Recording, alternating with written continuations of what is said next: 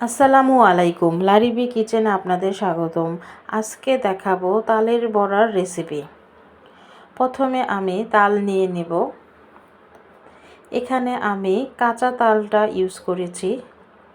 এখন দিয়ে দেব চিনি, স্বাদ মতো লবণ দিয়ে দিব, দিয়ে ভালো করে চিনিগুলো তালের সাথে মিশিয়ে নেব।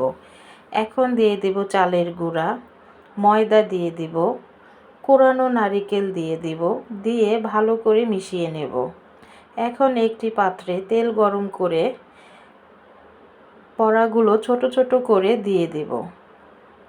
এভাবে আমি সবগুলো বড়া দিয়ে দেব, দিয়ে ভালো করে ভেজে নিতে হবে। এখানে হাই হিটে ভাজা যাবে না। বড়াগুলো লাল হয়ে আসলে নামিয়ে ফেলবো।